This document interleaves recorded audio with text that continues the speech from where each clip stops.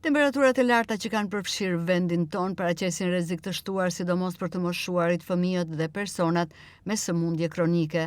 Për këtë arsye, mjekët ekspertë të Institutit të Shëndetit Publik u bëjnë apel qytetarëve të shmangin orët e pikut, të konsumojnë sa më shumë ujë dhe të shmangin pijet alkolike, kafen dhe pijet e gazuara. Sipas ekspertëve të Institutit të Shëndetit Publik, gjatë verës temperaturat e larta përveç se janë një shqetësim te ne, ndikojnë dhe në shëndetin ton. Disa grupe në popullat janë më të ndjeshëm se pjesa tjetër nga këto temperatura, përfshirë këtu fëmijët, gratë shtatzëna, të moshuarit, të sëmurët kronik apo personat që punojnë në ambiente të hapura.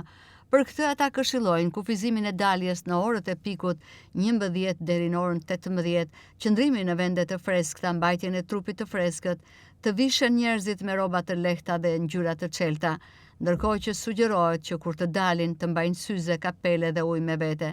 Konsumi i ujit është i rëndësishëm sipas ekspertëve për të shmangur dehidrimin, ndërkohë që duhet të shmanget kafja, pijet alkolike dhe pijet e gazuara.